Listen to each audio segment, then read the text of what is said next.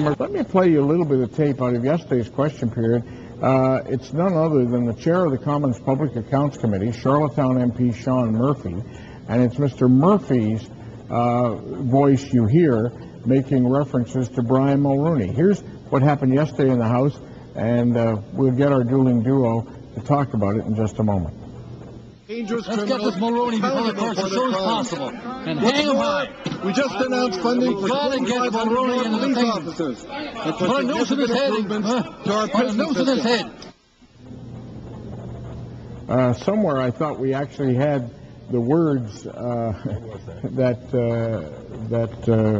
Sean Murphy was saying. Anyway, he was talking about putting Brian Mulroney in a noose, get him into court, on and on and on. So today the Conservatives are asking for an apology from Sean Murphy. Mr. Murphy wasn't here. He's in his riding.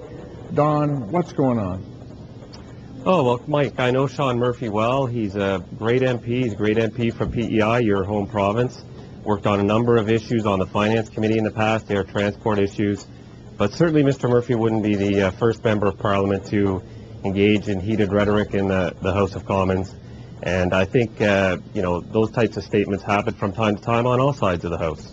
Really, Don? People go around talking about lynching in the House on a regular basis, do they? I mean, I don't care how great a guy that Sean Murphy is. I mean, that's utterly offensive, insensitive, and inappropriate for a man who's chair of the Public Accounts Committee. And for the Liberals who often sort of tout themselves as being finer than fine, I think Mr. Murphy deserves a bar of soap, and then he might go out and apologize to Mr. Mulroney and other parliamentarians who'd be offended by that remark, because lynching, Don, not an acceptable thing to say. It's very, very offensive. Yeah, I agree. I mean, some of the remarks that happen in the House aren't appropriate, but your feigned outrage is duly noted, Tim. I mean, I can recall, I'm sure you can as well, Daryl Stinson challenging Jean Charest to a fight, and I think he had to be restrained from other members from coming at him, and now for a time they both served within the same caucus. So there's all kinds of incidents in the House that frankly members would, if they had the opportunity to have back, would take back.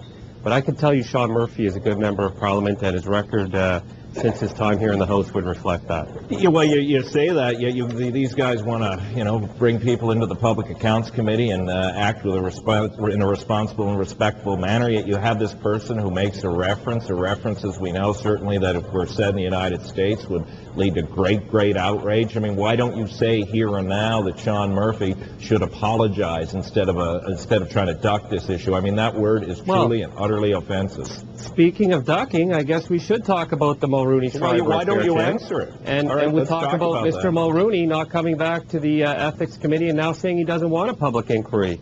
So, I mean, let's talk about ducking. I thought Mr. Mulroney said he was going to be at the inquiry with bells on.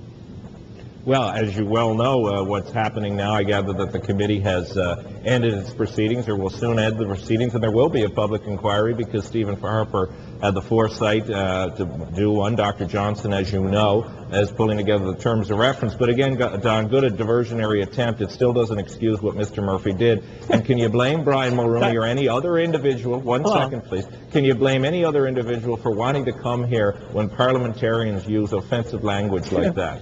Talk about diversionary attempts. It seems you're more than happy to find some element of what was caught in the background on a House of Commons tape to avoid talking about Chuck Cadman and what the Conservatives were offering him in his dying days. I mean, that's a pretty good diversionary attempt yourself, so back at you.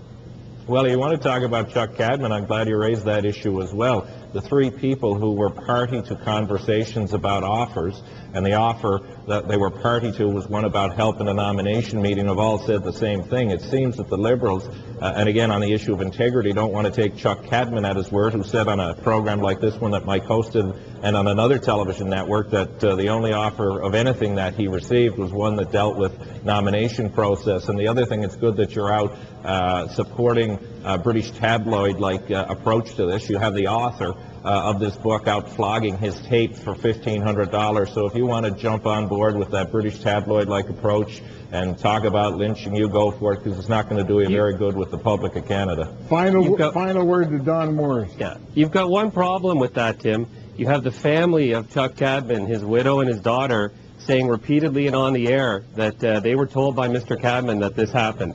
And I can only wait for your Roger Clemens defense, Tim. You're going to say they misremembered. I can see that one coming next. That's your next. Well, you go against Chuck Cadman. That's your right to do it. That's got to be the final word. Thank you both for joining us. Look forward to seeing you again next week. Coming up right after the break, our journalist, Craig.